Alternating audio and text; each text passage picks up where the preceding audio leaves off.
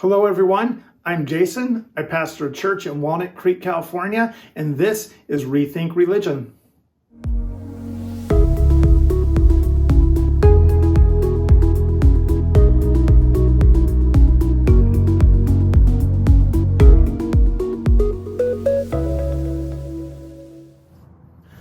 I'm standing in the same place I was when we took a look at and considered Psalm 9, because Psalm 10 is in many ways, it's a continuation of what we read and what we heard with Psalm 9. Take a look. Let's see what that means. Let's see how that plays out. Why, Lord, do you stand far off? Why do you hide yourself in times of trouble? In this arrogance, the wicked man hunts down the weak who are caught in the schemes he devises. He boasts about the cravings of his heart. He blesses the greedy and reviles the Lord. In his pride, the wicked man does not seek him. In all his thoughts, there is no room for God. His ways are always prosperous. Your laws are rejected by him. He sneers at his enemies. He says to himself, nothing will ever shake me. He swears no one will ever do me harm. His mouth is full of lies and threats. Trouble and evil are under his tongue. He lies in wait near the villages. From ambush, he murders the innocent. His eyes watch in secret for his victims. Like a lion in cover, he lies in wait.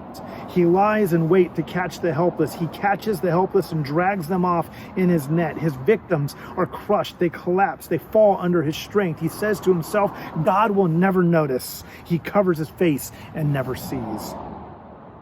Arise, Lord.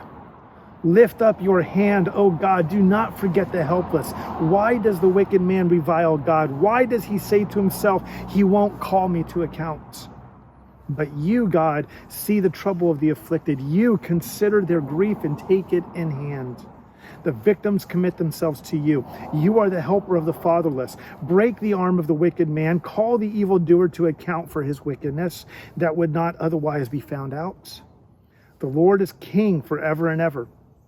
The nations will perish from his hand.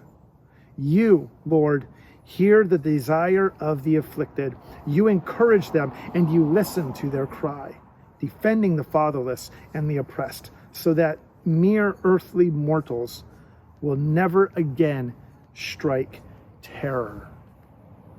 Verse 9 and verse 10 flow one right into the other, and so many people have kind of seen this and thought this and believed and saw verse 10 or Psalm 10 as a continuation of Psalm 9. After acknowledging in Psalm 9 that God is the bringer of justice, Psalm 10 now wrestles with why it so often seems like God doesn't bring justice, that God doesn't do exactly that. It's sort of the classic question of why do bad things happen to good people? Why is it that the bad people always seem to get all the good stuff? What could possibly be more unjust than that? It imagines someone who is incredibly arrogant and self-righteous, somebody who is bold enough to just do whatever it is that they want to do and gives no thought. Doesn't even give no thought to God. They actually mock God. Somebody who says, look, I am so great. I am so powerful. I have the ability to do so much. God can't touch me. God doesn't see me. God won't touch me. No one can hurt me or stop me. This person refuses to recognize that they are a mere mortal.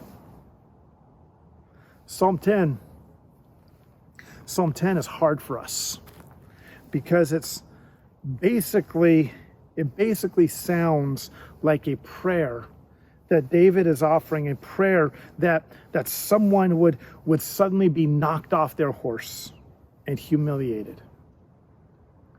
The psalmist is asking God to hurt someone in a sense.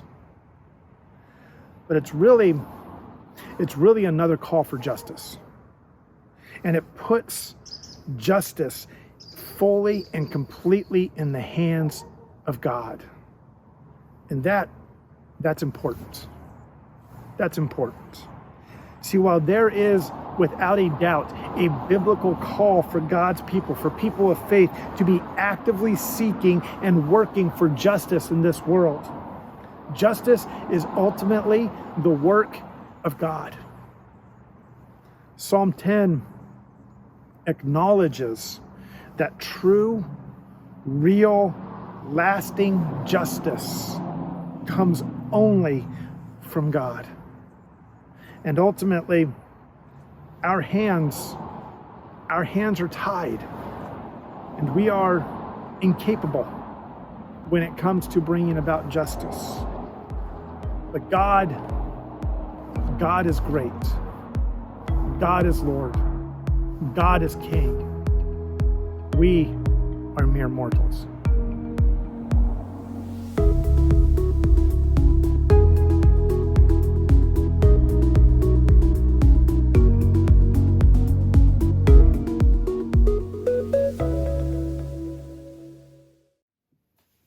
Hey everyone, did you find this episode of Rethink Religion to be encouraging, uplifting, or inspiring for you today, or helpful for you today? If so, make sure you hit subscribe so you don't miss out on another episode. Thanks.